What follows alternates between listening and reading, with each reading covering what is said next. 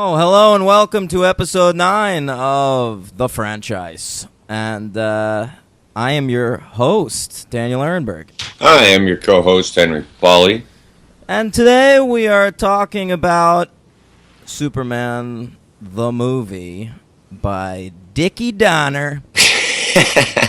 And it's my 30th birthday on the date of this recording. Happy birthday, Daniel. Thank you, buddy. I was going to make a snarky joke about, I never could have expected that on my 30th birthday I'd be recording a podcast about Superman the movie.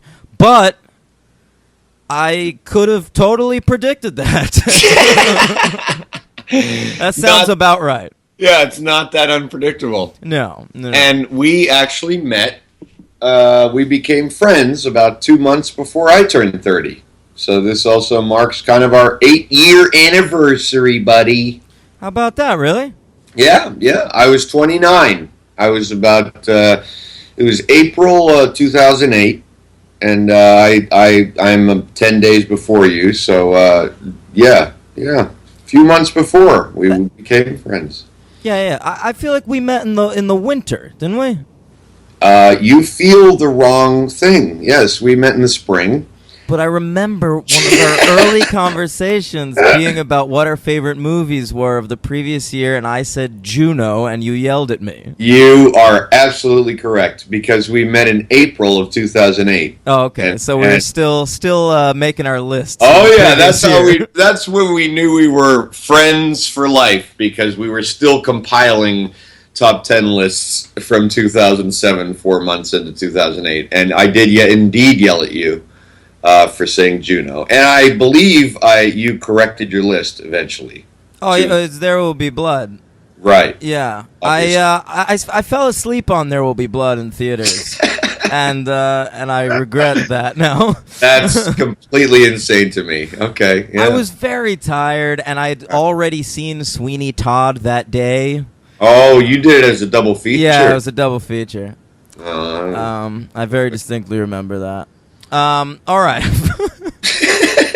All right, so listen, when we started talking about doing the franchise, we knew that part of the reason was superhero movies changed the game. Absolutely. And it really has been since the advent of those Marvel films in particular. I call them films, they're movies. That franchises have kind of taken over Hollywood. So we thought we'd go all the way back to the beginning, the first superhero franchise. Yeah, it was kind of the reason I chose Superman, because it was really, if you think about it, it was kind of the start of all of it. I mean, even if it unintentionally, but it was kind of the real beginning of the whole thing, 1978, the year I was born. First How about that? Isn't that weird? I didn't even think about that. Yeah. Oh, yeah, and when did it come out? A few months after you were born. All right. Anyway. Right. So we've both been avid comic book readers at different points in our lives. Maybe me more than you. Yeah, but I think I definitely qualify for that. Yeah, when I was about 11, I got into Batman big time. Yeah, so. Batman's your guy. Yeah. You'll talk about Jim Aparo till the cows come home. And Norm Brayfogle. Exactly. Yeah. Way more him. I'm way more him. Yeah. Okay. But that's what makes this podcast a little more interesting, is that I don't have a lot of Superman comic background where you do. I've always been more of a Marvel guy. Right. But I do love Superman. I have a healthy appetite for Superman comics, even though I haven't read them in years because the current Superman comics are unreadable. But I love that character, and he's very iconic, and I think the dynamic of Superman kind of being who he actually is and Clark Kent being the fake thing, like the inversion of the secret identity, even though he was kind of the first superhero, so really every other superhero is the inversion of the secret identity. That's a very good point. Sure. Yeah, sure. I find him kind of a fascinating character, and one of the things I like the most about Superman is how unspecific he is. I feel like he's almost the most malleable superhero in comic book history. You can kind of place him in any role, and given the a writer who gets it, he works. He can be a hero or a villain. You can concentrate more on Clark or more on Superman. He could be, like a male lead in a love story, or you can do something that's totally clinical sci-fi. And this movie tries to have it always. Yeah. That's true. This movie does do that. You're right. So you're diving right in. Well, what do you think of the character, first off? Do you have a favorite Superman comic book story? Boy, yeah. Well, I have a specific memory. I think you'll like this. I have a one of my favorite. I didn't write this down, so I'm kind of winging it. But one of my favorite memories is when I read. I was about, I don't know, I was 11 or 12 years old, and I remember reading A Death in the Family when Robin dies. Sure, 900 number. You could call in. Right. Do you want him to die or do you want him to live? Yeah, I didn't have the sophistication to call in yet, so I didn't make that the deadline. But Superman makes an appearance in the fourth comic book, and he has a scene in that where he's with like a director of the CIA, and Batman, like the CIA director, is telling him that the Joker has recently been placed as the ambassador to the United Nations from Iran. Oh boy. Yeah, it's ridiculous. And Batman goes, yeah, I'm going to kill him. And the CIA director says to Superman, well, that's why we have this guy in line. And Batman says to Superman, oh, is that how it is? And he goes, yes, it is. And as Batman leaves the room, Superman says like a thought bubble. Mm-hmm. He goes, why is it that I always have the feeling he knows something I don't? And that was just like really great writing. And then at the end of Death in the Family, he shows up out of nowhere and saves the day when Batman has to catch the Joker. He shows up. I'm not going to get into the whole thing, but that was like a great, like, it was a great Superman moment. Like, he was utilized in the best possible way, where Superman just does what he does. He disagrees with Batman completely, but it's chilling. It was chilling. He treats Batman like almost like he gets it. Exactly. Like he's not Batman, but he gets it. Exactly. Right. I like that.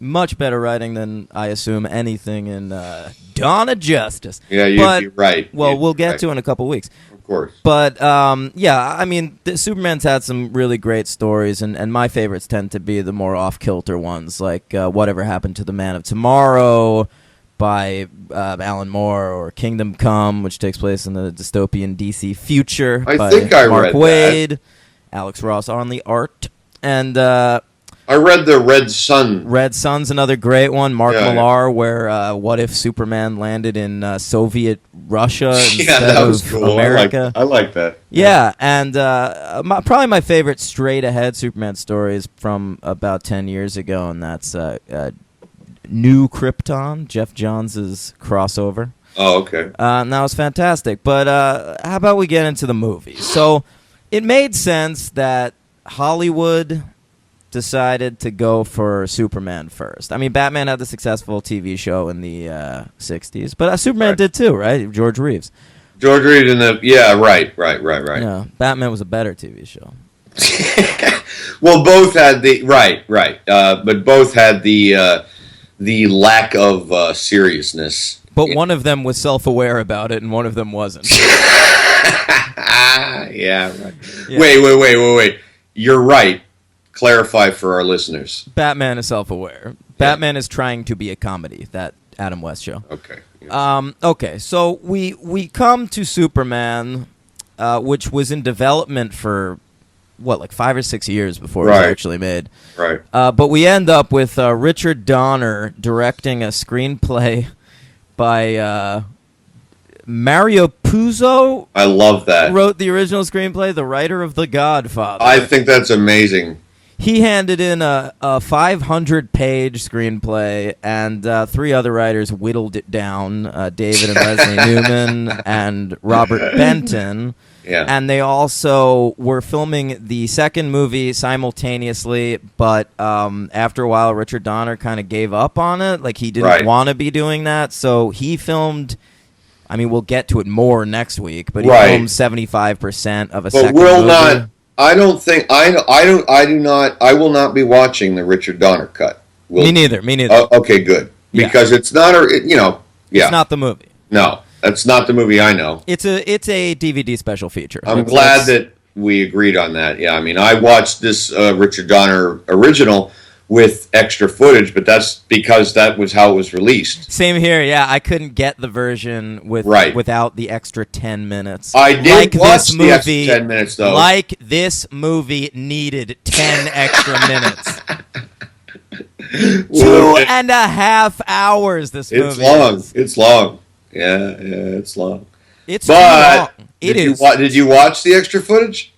Is incorporated into the movie. No, there's even more. Oh, I did not watch that extra footage. No. And I'll tell you why I did when we get to it, because it was my memories of the film, because I grew up with this, were in it. So they must have been deleted footage that he took out and then put in and then took out again. So it's really bizarre, because when I watched this one scene, essentially, that I was like, oh my God, I remember that. And it was like, yeah, because it was in the movie. Yeah. So, all right. Yeah. You're right. It's 2.5 hours. Those first 2 Superman movies, though, have so many weird incarnations that, like, I never know what the proper movie actually is supposed to be. I completely agree. I don't like that. Yeah, I don't like that. Me neither. That drives me nuts. I have the same problem with Blade Runner. I am right in line with you, and I think I'm a way bigger fan of Blade Runner than you. Well, I've only seen it once. That's okay. I despise the fact that there's 4 versions. I mean, who knows? There's 4 versions on one DVD. I think there's more versions other than that. I didn't. Okay, so this movie comes in at a budget of $55 million in 1978. The most expensive movie ever made. The most expensive movie ever made to date. And, you know, it feels that way. You know what this movie feels exactly like? The most expensive movie ever made working off of a 500-page screenplay.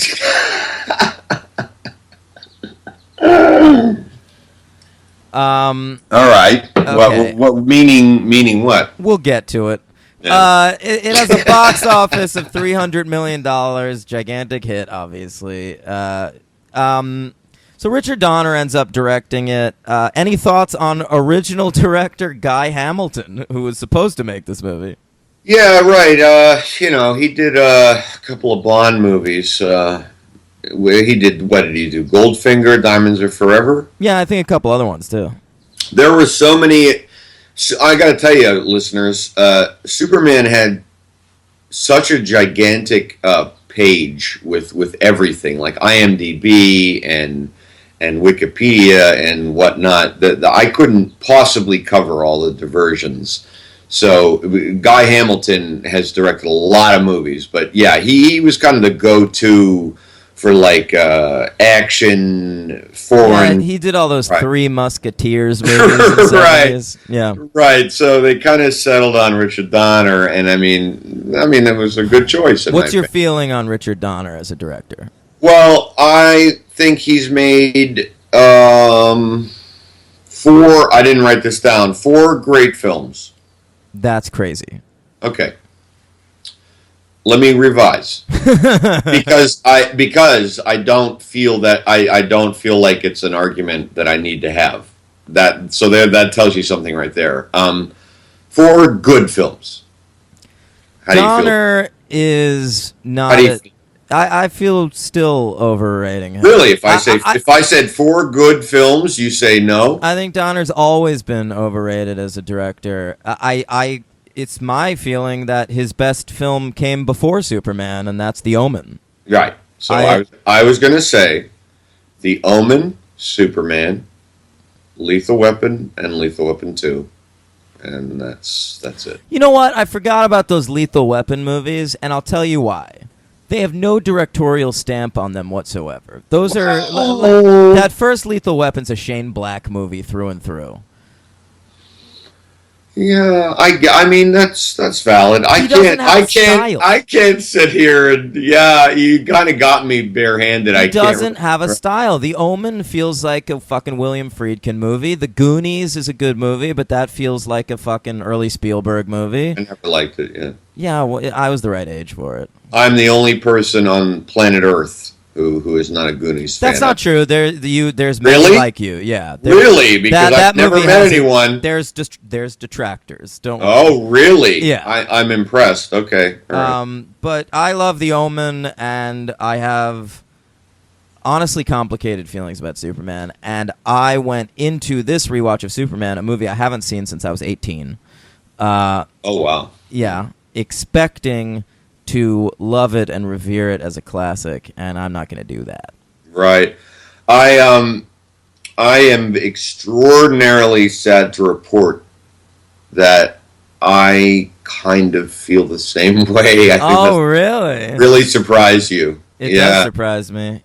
I went into it I haven't watched it in 10 years, and I know why. I remembered that I watched it.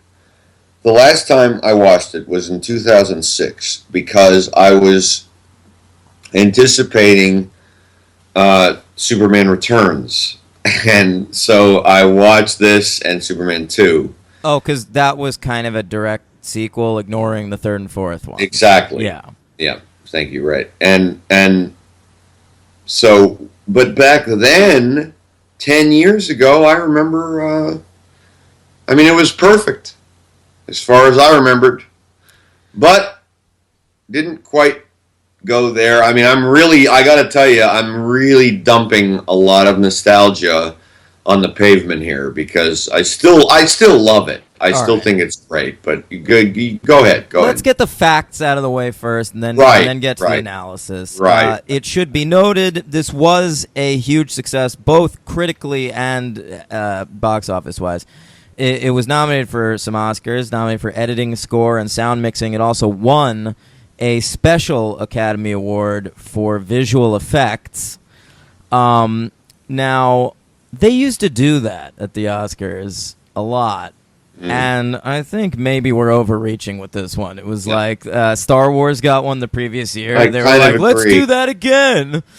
I kind of agree. Some of the special effects are ahead of their time, but some of them are actively bad. I agree. I didn't remember that, but this time I watched it, I was shocked at how bad some of the special effects were. When he's flying, does he always have to have his fist out in front of him?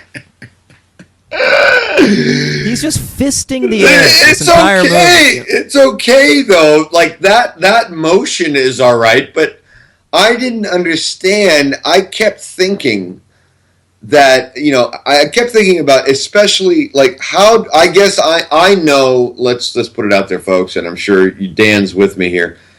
We know nothing about how to produce a special effect. But why can Star Wars... Speak for yourself. Okay. I know everything. Star Wars, the original first three only. Why do those movies know how to make something look real with all these things happening, like creatures and starships and intergalactic battles? But this simple man. Can I tell you? Can I finish? Let me finish. Sorry. So this man is just flying. It's just one man. And why was that so goddamn difficult? Did you not believe a man could fly? Nice one. Classic tagline. Classic tagline. That's my second favorite tagline. Hey, if you were living in 1978, Hey, look, man, 2006 also tells you something. I was watching this movie in 2006, and it didn't even occur to me. So is that me being corrupted by so many movies with amazing special effects? Because because I always rip on special effects, and more so than you, but really there have been. So I got to give credit. There have been. I mean, so the Marvel movies have made special effects, and just to choose them, have made special effects into like an amazing thing. So what was wrong? I do think that what Star Wars has an advantage over this movie because you can literally do anything because it's a totally unfamiliar world. Right. I do think we judge movies that take place on Earth more harshly because we know what Earth looks like, and so if we see something totally unnatural, it looks weird to us. Okay. And I do think that the best special effects in this movie take place in the first 20 minutes on Krypton. Yeah, you're right. And that's because you could do whatever you want. Sure, his fucking body's glowing. Fine. Like, who cares? But, once he's flying around the fucking Twin Towers, it looks weird. It's so bizarre. Yeah, it's okay. You know what, though? I can't. Let's not talk too much about the special effects because there's plenty of other things in this movie to get into, right. That is the most of its time of anything that we'll talk about. Yeah, you're right. Okay, I think it's best to maybe go through this movie in sections because I agree. Christopher Reeve does not show up in this movie until 50 minutes in. I wrote that down. Gene Hackman, who got paid $2 million in 1978 cash to do this movie, does not show up until an hour in. So let's talk about Krypton first. Wait, whoa. You are pronouncing the planet incorrectly. It's Krypton. I know, Marlon Brando insistent on calling it Krypton. I love Marlon Brando got $3 million for $3.7 million. $3.7 million for reading cue cards off of Terrence Stamp's forehead, and I loved Krypton. Plus he got some back end, and so Marlon Brando for reading cue cards in this movie walked away with $19 million in 1978. Really, you got that fact out? Yeah. I gotta just say, I gotta get it. We'll get to it. Well, we're into it. So whatever. He's such an asshole. I'll be the first person on this 9 episodes in to call Marlon Brando an asshole. Oh, he's a piece of shit as a person. Oh my God! But I mean, what? I mean, and I was kind of struggling because when the movie started, it starts with that. I'll just get us into it. It starts with that great one of John Williams' best musical cues. No, it doesn't. It starts with a weird fourth wall breaking shot of I actually like Action Comics #1 from 1938. I hated that. Oh, I like it. Takes me out of the movie. Second one. Great job, Donner. I will not believe a man can fly because now all I'm thinking about are those shitty Jerry Siegel and Joe Shuster comic books. Right. All right. That's fine. I didn't even. Yeah, I thought it was kind of cool. Also, that was another thing. All you need is the little Marvel flippy dippy where you see like a couple comic book pages. Well, and they weren't doing that yet. I know, but that fucking nailed it. Like that's what so they much should better. do? They should go back and they should put a Zack Snyder film in front of the entire thing. Let's not go that far. I'll take Donner over Snyder any day of the week. I would hope so. Yeah. But yeah, but the John Williams cue when they showed like the globe on Krypton couldn't be more majestic. I love it. Yeah. You didn't like it? No, I love it. Yeah, it's gorgeous. Dun, dun, dun, dun, dun, dun. Yeah, I mean it's a great To me, Superman's the third best John Williams score after Star Wars and Jaws. Yeah, that's Jaws is the best because it's the only original score he ever wrote. So Jaws is great and shots fired. Oh, I have no problem, and I have plenty of backup in my big old brain for that. Yeah, no, Jaws, Superman, the Indiana Jones, and Star Wars are his best scores, and Schindler's List is another one with like Jaws. Oh, shout out to Harry Potter, by the way. I like that score. No, I'm not joking. That's a great score.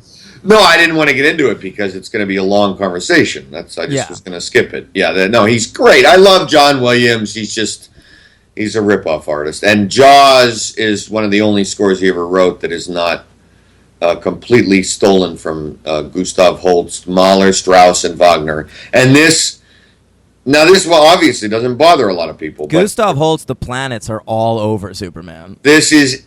I'm so glad you said that, my friend. It was... I mean, I really do try to ignore it because I'm aware that most of the audience doesn't listen to classical music. They're not fans, and that's fine. But I saw John Williams conduct once, and in 1997, and he conducted the planets, and it was kind of like, I remember thinking at the time, like, the balls on this guy to conduct what he's blatantly ripping off. Anyway, so it starts with Brando, the whole Krypton. What did you think of the Krypton sequences? I loved it. It's my favorite part of the movie. I know, it really is good, isn't it? Yeah, it's weird because we'll get to Man of Steel in a few weeks, but the Krypton stuff in that movie is abominable, just interminable nonsense. Yeah, and in this movie, it's great, and we can shit on Marlon Brando for being an asshole all we want, but it's kind of the best performance in the movie. Yeah, he's great. I wouldn't go that far, but he's great. I would. He's great. Oh, well, Christopher Reeve is the best performance in the movie. Come on. Yeah, he's fantastic, but this is Marlon Brando, and Marlon Brando sleepwalking is better than Christopher Reeve on his best day. I love Christopher Reeve. He's great. You're such an actor's guy. Okay, all right. Sure. What? Just he's one of. I mean, Marlon Brando. It's because you usually if you tried to come up with the top 10 best actors of all time, there'd be 4 you'd think of immediately, and you'd have to come up with the other 6. Right. And Marlon Brando's one of those 4. No argument. Yeah. No argument yet. Okay, and he's fantastic, and it is very weird that the first 10 minutes of this movie are consumed with Zod, Ursa, and Non. It is odd. Who are the main villains in the second one. So we are opening this movie with 10 minutes of setup for a sequel already. Yeah, you're right. It's crazy. It is crazy. And then right after that, we do 10 minutes of Brando monologuing and sending baby Clark to Earth. Right. Clark. Where then Richard Donner decides to rip off 2001: A Space Odyssey for like 3 minutes. Wait, be specific. All the weird like color splotches in space as he's flying. It's totally like that trippy last bit in 2001. Yeah, you're right. The trippy last bit. Yeah, you're right. I honestly didn't think about it because, again, weirdly, the special effects weren't that good. But they're not terrible in that sequence. No, they're not. Because they're kind of weird, so I can forgive it a little bit.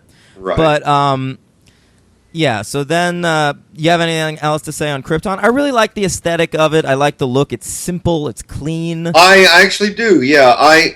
I thought for the first 40 minutes of the movie, and that is pre-Christopher Reeve, I thought the storytelling was extraordinary. I mean, with almost, besides Brando reading the cue cards, there was like just music and images, and that's it. It's like this totally ethereal atmosphere. Yes, that's exactly right. It's like you're watching a fable come to life. I mean, it was amazing, and I didn't remember thinking that. Like, again, we've said time and time again, watching the movie with a critical eye, I never really paid attention to how little dialogue. I mean, it's the first like 45 minutes. There's like, it's astonishing. Honestly, it's astonishing. It's a little Malicky. That's wow. I didn't think of that. Well, what do we now? He had only made one film by then because nobody had seen Days of Heaven. So yeah, it was Badlands. and Badlands, which took place in Krypton. Yeah. Yeah, but nobody knew. Come on, there was no homage there. No, I don't think it was an homage. I'm just saying it reminded me of that a little bit. It didn't remind me of that. Yeah, I do think that the first 50 minutes of this movie are a little bit of a very interesting short film, and the movie starts 50 minutes in and is never remotely as interesting again. Sadly, I really, this hurts me. This is I know. This is hurting me to say this, but you're right. Not hurting me to say that you're right. Hurting me to say, you know what I mean. It's when we get later in the series, we will have a lot of nostalgia for this movie. But this is a masterpiece, folks. All right, listen up. Compared to The Quest for Peace. Listen up. Oh, The Quest for Peace is a masterpiece compared to. Please don't even. Yeah. Okay. All right. So, I have a big question about the Smallville period of this film. Sure. Why the fuck isn't Christopher Reeve just playing teenage Clark? It's the 70s. You can get away with that. Well, Christopher Reeve is boyish as fuck. Yeah. Just dress him up in a nerdy outfit and he'll be fine. Tom Welling on Smallville, the TV show, was 50 by the time that show started. I never watched Smallville, but I'll talk more about it. I want you to, yeah. When we get to that period between Quest for Peace and Superman Returns. Oh, okay. Yeah.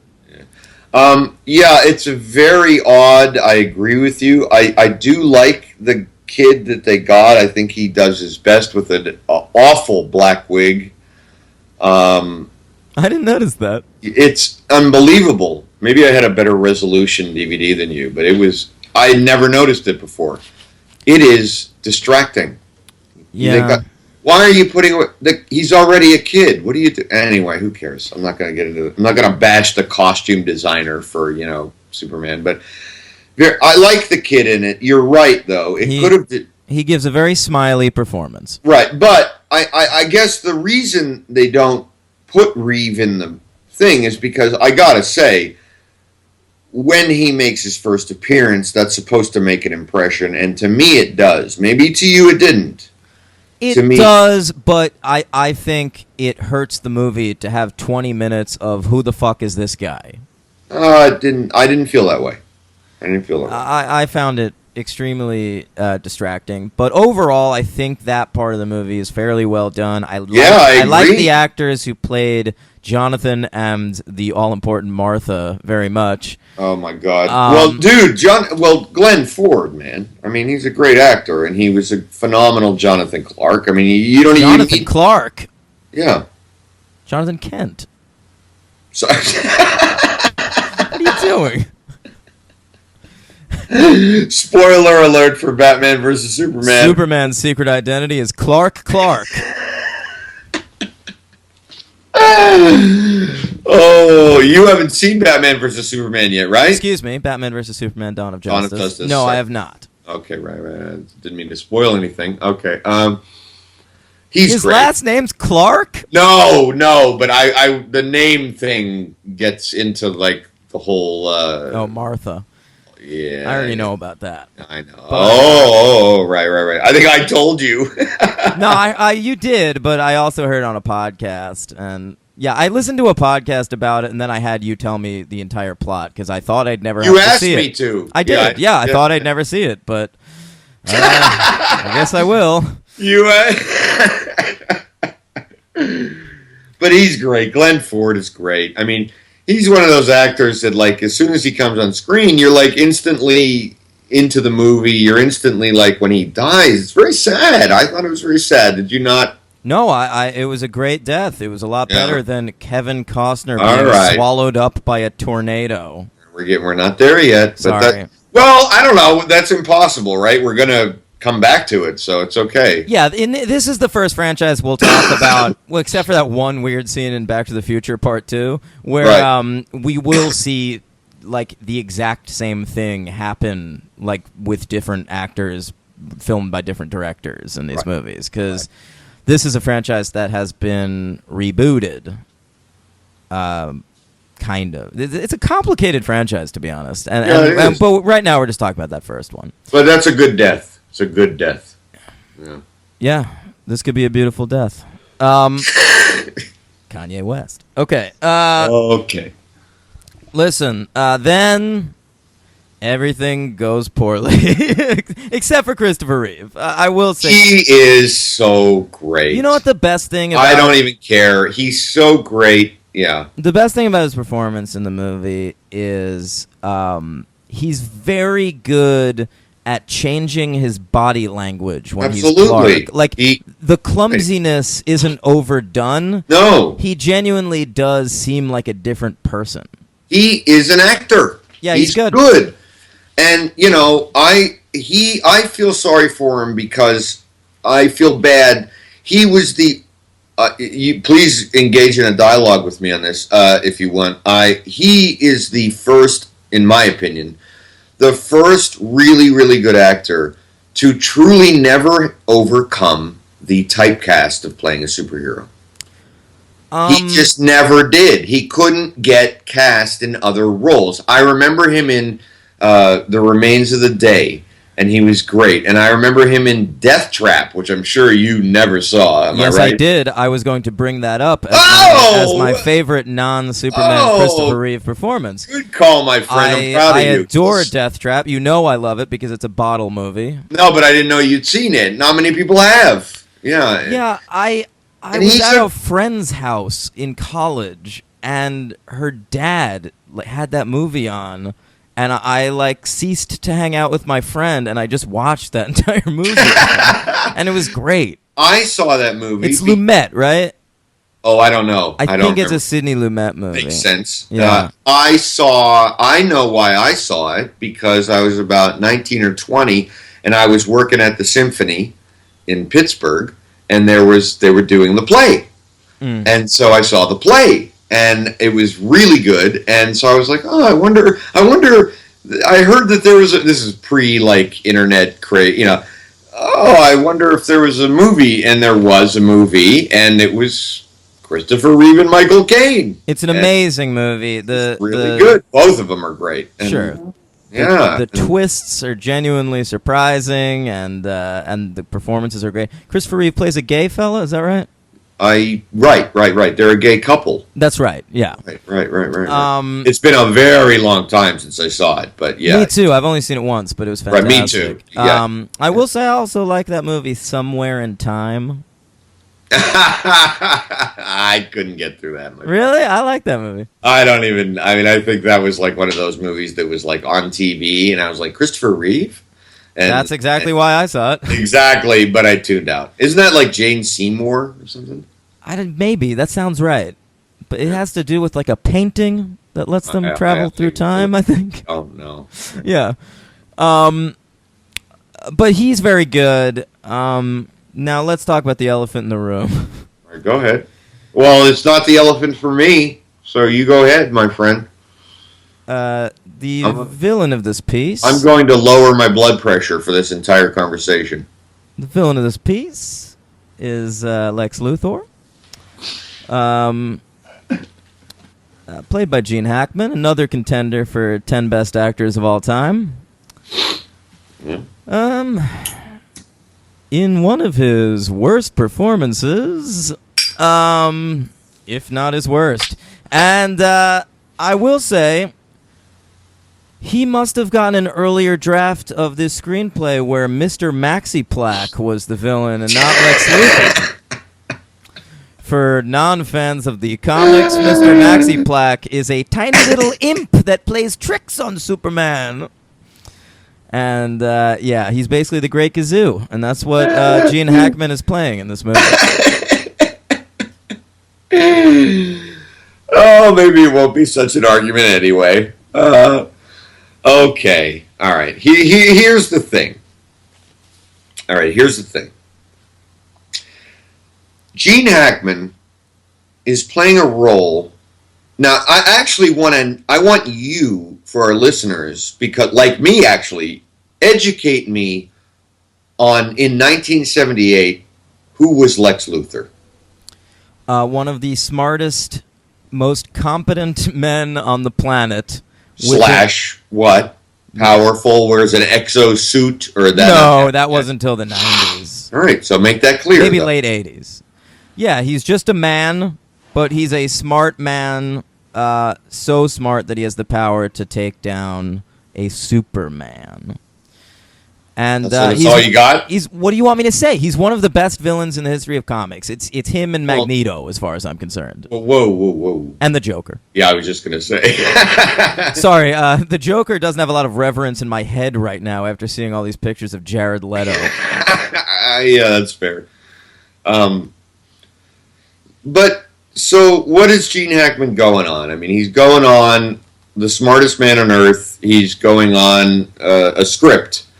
And I think he is fucking hysterical. All right? Now, that is obviously not actually the royal you. Royal Tenenbaums? Actually, I was going for Big Lebowski. The royal we. Oh. Yeah. The royal we, man. Sure. Overrated. Right. Dan's not a fan of the Lebowski. Nope. No. I'm a huge fan. Anyway. It'll be as popular as you shitting on Community a couple episodes ago. I highly doubt that, my friend. Are you kidding me? The Big Lebowski? You don't think that's a popular movie? No. That's what I'm saying. Like, you got shit for shitting on Community. I'll get shit for ripping on the Lebowski. Oh, yeah. Thank you, Twitter. Anyway, I think he's great. I love him. He's hysterical. I mean, for what the movie... The weird part about the movie is that it, like you said earlier, it sets up this Wagnerian Teutonic mythology for this character, and then an hour in has him fighting a goofball. Right, and that is very odd. But I still find his character extremely funny. I mean, what are you going to do? I mean, what is he supposed to do with this character, Gene Hackman? I mean, he's written a certain way. He's written as smart. He's written as funny.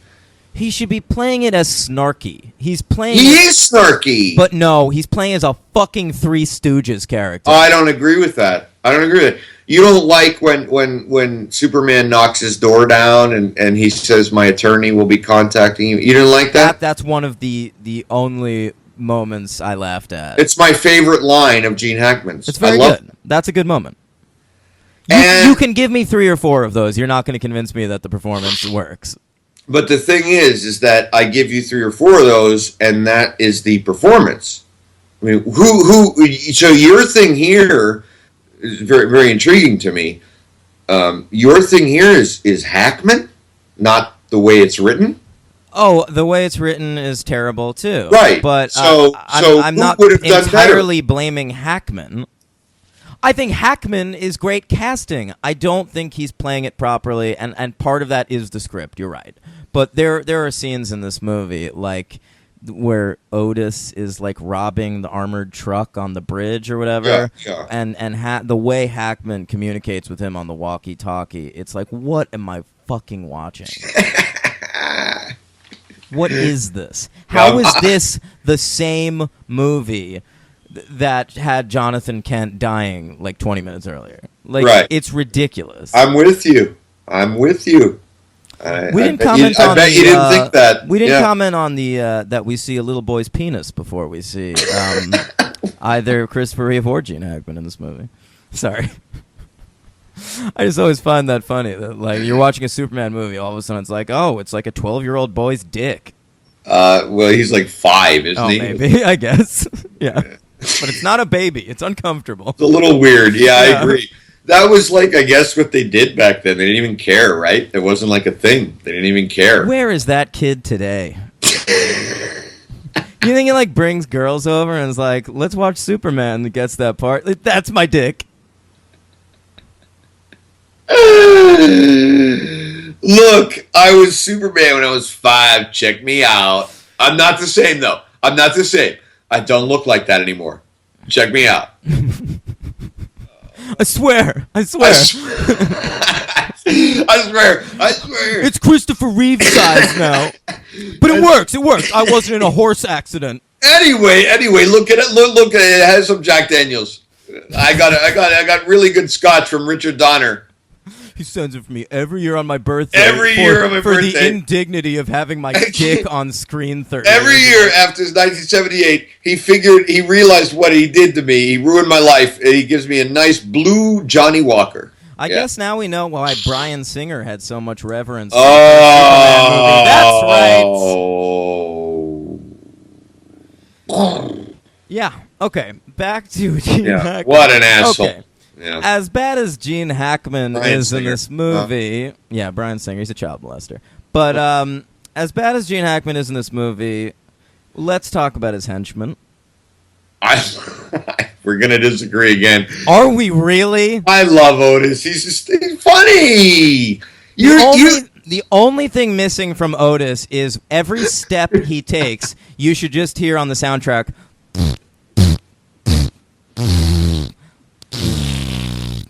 It's just that character is just a living, breathing fart joke, or maybe even just a living, breathing fart.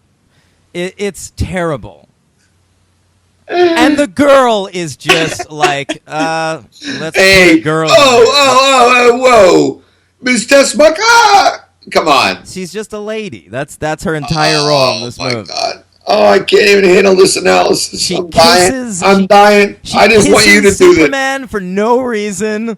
What do you mean? She loves him. She's in love with him. No, she doesn't. It's like what a man. I'm so turned on. And then he flies away, and she has the line, "Why is it I can't get it on with good guys?" Good heavens. Put it back in your pants, Donner. Great Scott. Oh. Now you defend them. Excuse me, folks. I can't. I mean, against that attack, what's there to defend? I just think you are coming at it from such a...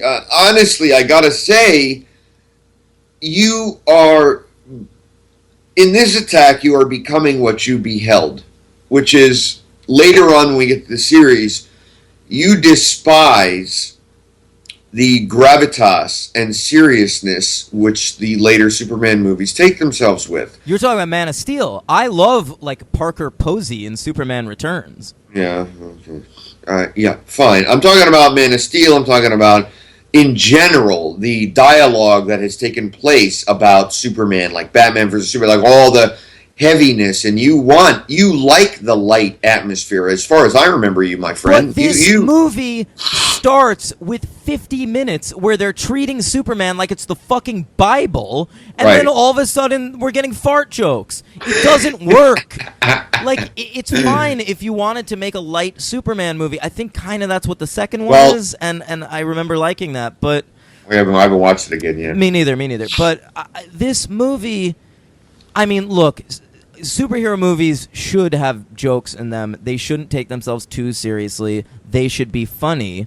The problem is most of the humor in this movie, and especially regarding Otis and what's the lady's name? Miss Tessmacher! Yeah. Just not funny a single time for the entire movie. You find them funny? Yeah, I do. You like Otis? I do. That's a valuable character for you. I think he's funny. I couldn't watch... Here's the thing, all right? You're watching the movie, you're trying to get its tone right, okay? So, as we both completely agree, the first 50 minutes, oddly enough, without Superman is like the best part of the movie. So, once it comes to New York City, which it is, obviously. Yes. Why are we having New York City monuments in Metropolis? I agree. I really agree with Because that. then And- you're telling me that Superman takes place in an alternate universe. Yeah, it's very odd. And you know, for non, I got to be honest though, buddy. For non comic book nerdy people, that wouldn't matter, and it didn't even matter to me 10 years ago. You know, I was reading comic books a lot anyway. You know, and I didn't care. But this time, I think because of the influx starting in 2008 with Iron Man, that's what charted this all off. Well, no, X-Men. Sorry, 2000. I was really noticing, like, I was like, oh my God, like, there is more than a flashing glimpse of the Statue of Liberty. Yeah, New York I is mean- just too iconic a city to do this with. Right, they should have picked... Christopher Nolan gets away with it in his Batman movies. Is it Chicago that doubles for Well, Gotham City? you know what he did? I thought of that. In Batman Begins, a lot of it is a set. You might not even remember that. Yeah, I remember. That's because that movie doesn't look as good as the other two. Right, you're right. A lot of it is a set. The second one is Chicago. And the third one... Saturday in the Park. And the third one is one of my hometowns that I lived in for a long time, is Pittsburgh. A lot of it, like 80% of The Dark Knight Rises that is in a city. Yeah. They get those sweet Zachary Quinto tax breaks. There you go, yeah, right. So, I went to high school with him. Anyway, thank you. Did you throw that in there for that? No, you didn't. Yeah. No, I didn't, but I did remember that. Right. We'll get into that. I went When to we high get to school. the Star Trek franchise. Right, yeah, I know. He's a good guy. I barely knew him, but I did know him. He was a good kid. Good actor. Yeah, not like the other shitheads I went to high school with. Shout out. All right. It's really bizarre to have so many New York monuments. It's not a good idea. I guess what we're going to come down to, buddy, is that I am forgiving a lot of things because it's the first movie of its kind. And so it doesn't, if it doesn't know where to go with that kind of thing, then it doesn't know where to go. And you're watching it, I feel, and this is to my earlier point, with a mind that is like, fuck this is too, why are we bringing in New York? And it takes you out of the movie too much. The villains. No, and but I wrote so much nice stuff. I was so into the movie. If you look at my notes, I have almost nothing. Like, they disintegrate as the movie goes along. Like the early notes, like are great. I'm complimenting everything, and then by the end of it, I'm just writing, super spinny powers because he corkscrews into the ground. Like, Do you know what my last note on this movie is? What? I hate that I saw this and I should have lied and not said anything. My last note on the movie, I wrote, "Charm goes a long way." And that's your review of the movie, basically. That's my that last would be like note. your capsule review. I didn't mean it that way. Yeah, that's my last note. Charm goes a long way. Okay. But I love it. And the villains don't bother me. And what's her face is Miss Tessmacher. I was kind of in love with for my childhood. Also, I grew up with this movie. You did not. Yes, and I did. Right. Well, no, but you know what I mean. Like, when I grew up, this movie was like when you grew up. This is actually probably a When great I grew up, great point to bring up. Okay, Okay, let me finish. go ahead. When you grew up, you were like 3 or 4 when Batman came out. So that was like the movie that was like on TV. It was in the cultural dialogue. Yes. Right. So when I grew up, I was way before Batman. This was the movie. I was born the year it came out. So my entire childhood, the 1980s, was the Superman era. It was Christopher Reeve. That was the guy. That was Superman. This was the movie. It was on TV all the time. As a little kid, I owned a red cape. Yes, I was a weirdo. It was like Superman. So, like, that was what I understood. So this movie, it was, I mean, you got to give me some credit, because watching this movie trying to be non-nostalgic was very hard. I did it. Me too, man. But I did it. I'll walk you through my history with this movie. Go ahead, yeah. I got into comic books at the age of 5. Okay, my grandfather bought me an X-Men comic, and it was no looking back. I was reading everything, and I did not delineate between Marvel and DC. I loved Spider-Man and the X-Men. I loved Batman and Superman. Superman was one of my favorite characters. I read tons of Superman comics. When I was a kid, Superman totally was in the zeitgeist because the death of Superman thing was happening in the comics. Oh, right. And that was gigantic. I read every issue of every Superman comic during that. And there were no Superman movies coming out. Between 1987 and 2006, there are no Superman movies. That's correct. And so this was my Superman movie. I rented this for the first time when I was 6 years old, and I watched the first 2 a lot. They were great. Right. I didn't see the third or fourth till later because I don't think my video store carried them. I don't think a lot of video stores carry them. Yeah. But no, I've always loved this movie, so this kind of hurts me shitting on it too. And, all right. And the way I'm talking about it, it sounds like I'm going to give it a 2 or something at the end. No, and I know you aren't. cannot go lower than a 3. I know you aren't. I will not allow myself to. I know you aren't, and I'm not either, because I really, we've been doing this podcast now, and we're 9 episodes in, and it doesn't. I have really divorced myself from nostalgia. I mean, I'm not going to do it. And I'm proud of myself for that, because I'm watching the movie in a different way, and so this movie is weak. I mean, but I guess the things that bothered you weren't the things quite that bothered me. Interesting. For me, the special effects were really distracting. And I can't. I just kept coming back to, like you said earlier, though. You said, once you get on Earth, it's hard to get away with things that, Star Wars does, because we don't know where we are. But the special effects really started distracting me. But the villains didn't. I mean, I guess, and that, I got to tell you, honestly, I know, I can tell you right away that as a 5-year-old, Gene Hackman I didn't care. I mean, you don't care when you're a little kid about the villain. I did. Even when I was a kid, Lex was not my favorite part of the story. See, I got more into Lex the older I got.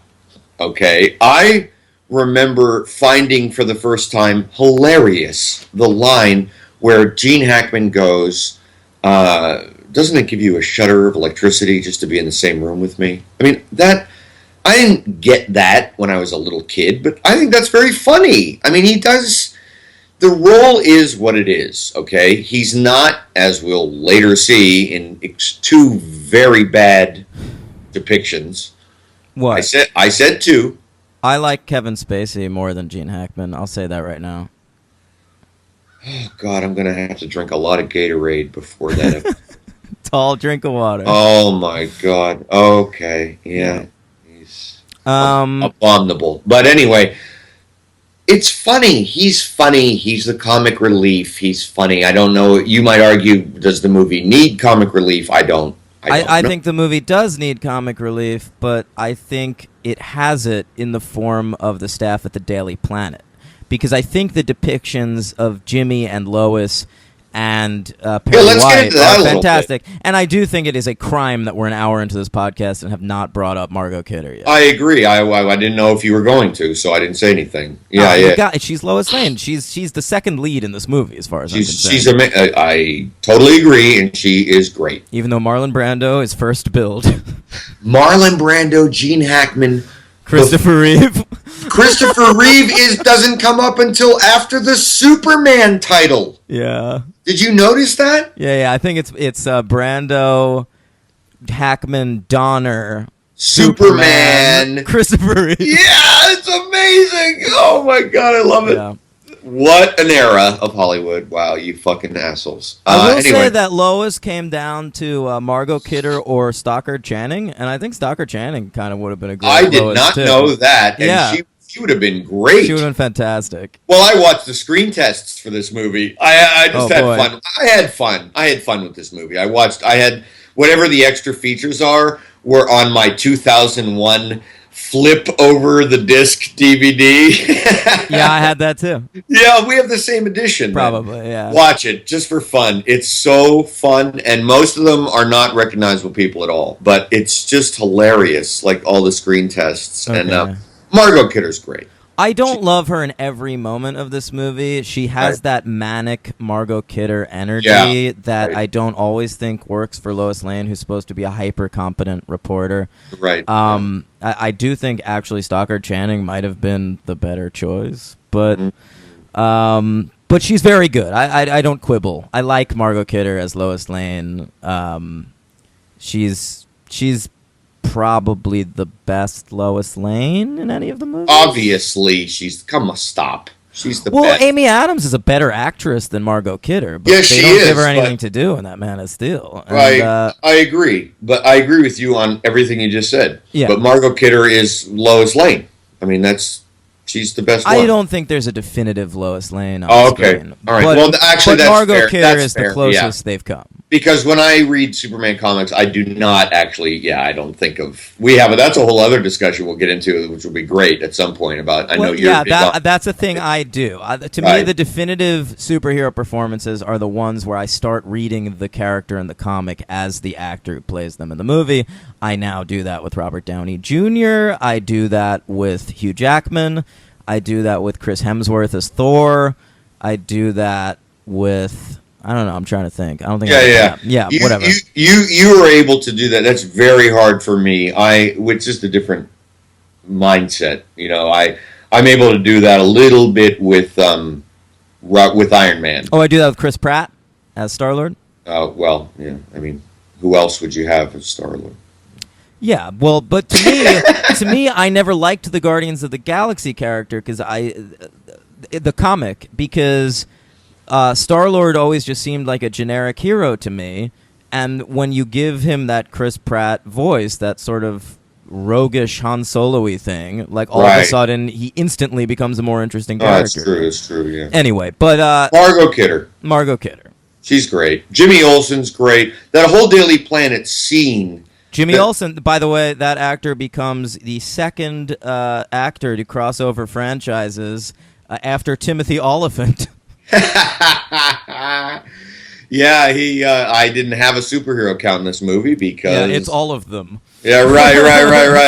It's like 33 characters. Yeah. No, the whole Daily Planet, and when I said the Daily Planet scene, I didn't mean like the first scene. I mean the entire, the scenario. The cast of characters. Yeah, the scenario though, like even that busy newsroom, like it's so great because it's like it's lacking like the isolation of current movies when you see, and I'm sure that's true. I never worked in a newsroom, people, so I don't know, but I'm sure that it was taken very literally back then, and it was just a bunch of people crammed next to each other, no privacy. No, you know what I mean? Like, no, and when Lois Lane misspells Krypton, it's, Yeah. I'm sorry, I wanted to make a point. I don't like that she's a bad speller. That's That's kind a of weird. really, really, really weird choice. Where She did that asks come Jimmy from? Olsen how you spell massacre? Yeah, what are how- you doing? Well, where did that come from? I don't know. What an odd, like... It's like an improv game gone bad. Well, I was going to ask you because I was unfamiliar with the Superman If that's a comic. thing from the comic? Right. I think it might have been from the time, so I didn't want to give the movie shit, but that's certainly not a thing now. I think it's like a weird sexist thing from 50s comics. Really? Yeah. Like women can't spell? Well, just her. That was a character trait they gave her because she's a dumb lady. Oh my god. Yeah. Well, she's not as dumb as Marlon Brando saying Krypton. Yeah, that didn't bother me as much as it bothered you. To me, it was just an odd curiosity. I wrote it in giant letters. It's a Nick Carran situation. It was, yeah. It was real Nick Carran. I just loved it. It was so emblematic to me of how little he cared. Yeah, like he gave a shit about this movie, you know. And in fact, I gotta say, you're not gonna like this, maybe, or maybe you won't. You probably won't give a shit. But whenever he's talking to the Terrence Stamp, those guys. Yeah, his eyes are so clearly reading. I know, I could tell too. Oh my god! And yet he's my MVP.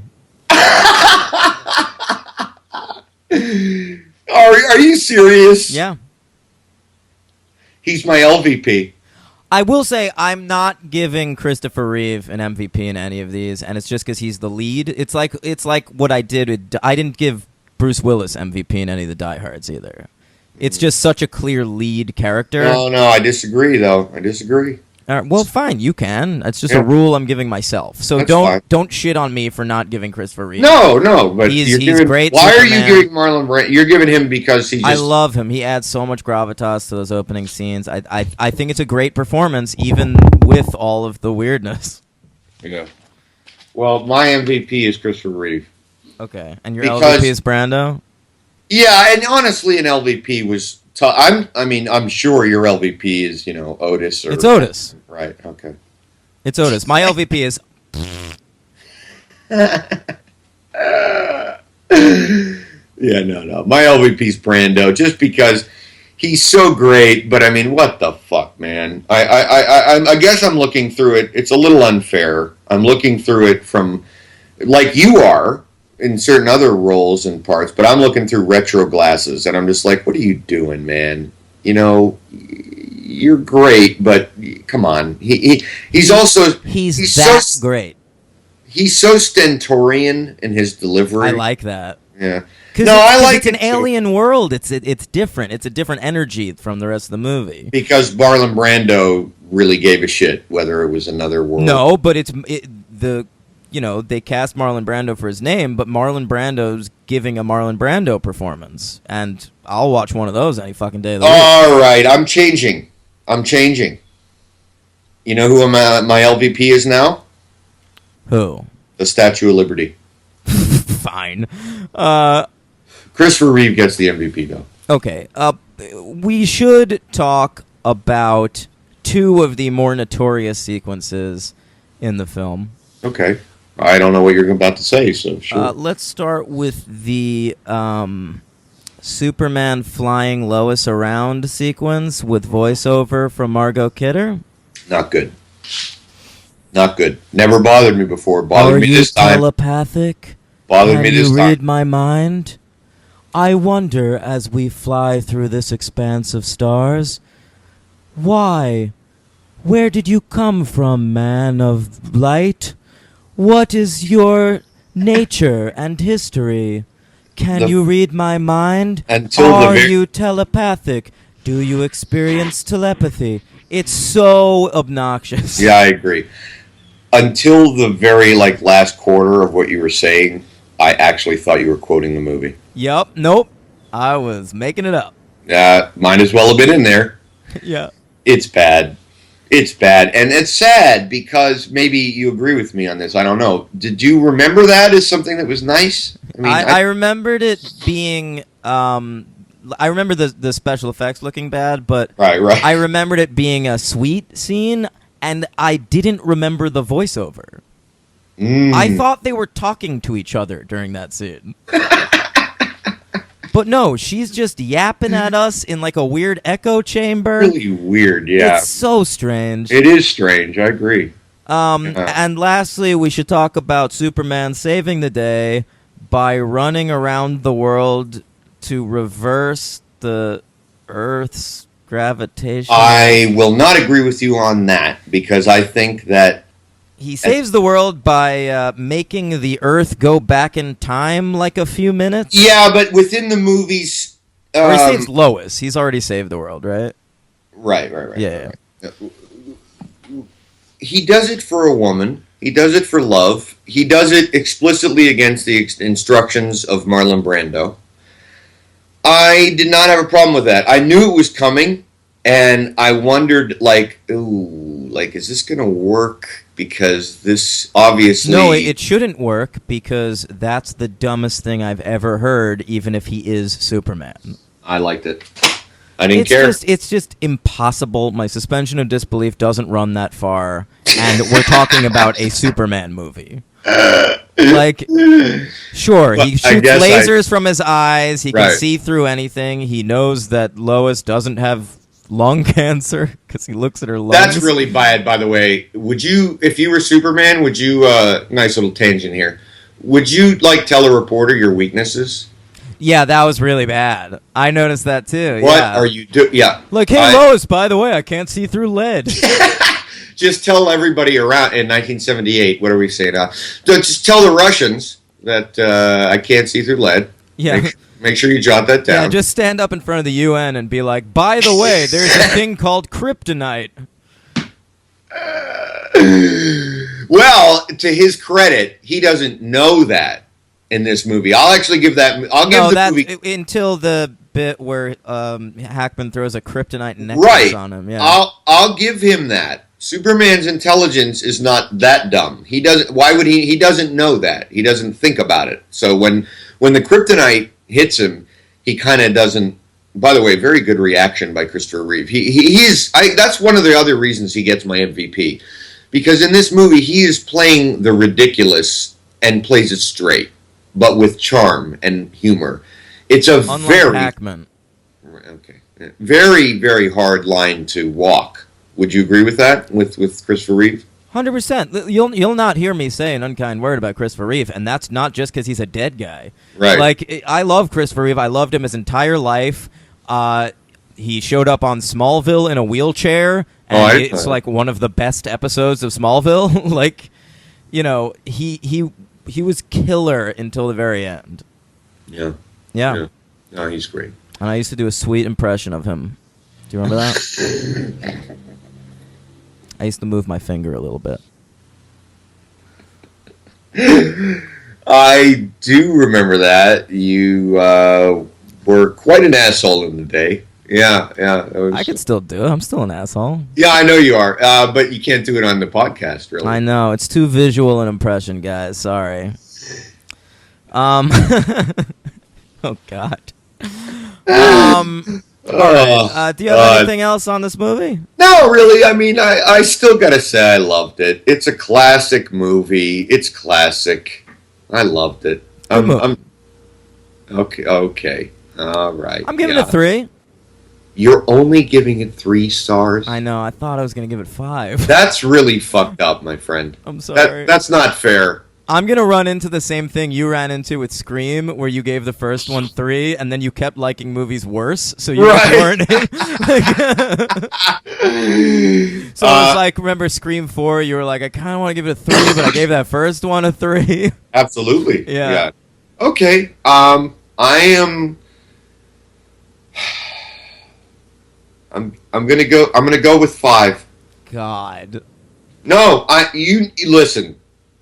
To our listeners and to you, you know I heavily criticized this film more than I thought I would, but it's a 5-star movie, man. I mean, it's not, obviously, it's way below perfect, but it's a great superhero movie.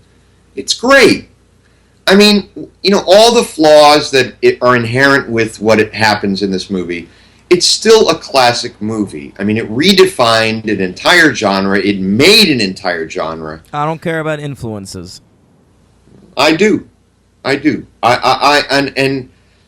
to give this movie, I mean, I could go 4 because the second one I haven't watched again, and I'm sure the second one is actually better. Maybe it's not. I don't. We'll see. 25% of that movie is a Richard Lester joint. So. Oh yeah, we should make that clear to the viewers. We are not going to be reviewing the Richard Donner. We said that already. Right. Yeah. Yeah. Anyway. It's a 5-star movie to me. It's a classic movie. It's like, I mean, no, when we do the Jaws franchise, which I'm very much looking forward to and hoping that we do it soon. Oh, for sure. Yeah, that's a 5-star movie that is unequivocally an amazing movie. You gave Die Hard 5 stars. Yeah. So far, I've given Die Hard Yeah. The first Scream. Yeah, that's an interesting thing. Yeah. What did I give? What was the last franchise we did? Well, I gave Basic Instinct. Oh, I gave the first Back to the Future too. Yeah. We've handed them out, my friend. Yeah, We've yeah. handed them out. Yeah. This gets 5 for me. 5 stars. All right, not me. I started this podcast saying that to me, this is a film that felt like it had an unlimited budget and a 500-page script, and it really does. Yeah. Do you know what I mean by that now? Of course I do. Yeah, absolutely. Okay. I will say the interesting thing, around 1997, Richard Donner acquires an assistant, a fellow by the name of Jeff Johns. And Jeff Johns worked as his assistant on Conspiracy Theory and Lethal Weapon 4, 2 classics. And yeah. I do love that I immediately knew who you meant, but most people will not. No. Yeah. You know Jeff Johns. He just recently was appointed the president of DC. Right. So I mean, it's so amazing that this guy who worked with Richard Donner goes on to be a great comic book writer, wrote some of my favorite runs on The Flash. I was just going to say, I think The Flash is the best thing he did, right? And Superman. Yeah. He wrote Action Comics for a long time, and he started that run by doing an arc co-written with Richard Donner. Oh. And so anyone who hasn't read Last Son by Jeff Johns and Richard Donner with art by Adam Kubert, that is a fine comic book with Lois and Clark married, adopting a young boy with powers. And it's really a great arc. And after that, he did Justice League, and that was bad. But he's like basically in charge of the place now. He like appoints writers to books and stuff. And I love that he came from that Richard Donner school, and he still pays tribute to Donner as much as he can, and insisted in his run as writer on Action Comics, Superman was consistently drawn to look like Christopher Reeve. That's cool. Really cool. That is cool. Yeah. Yeah. All right, so that's Superman the movie.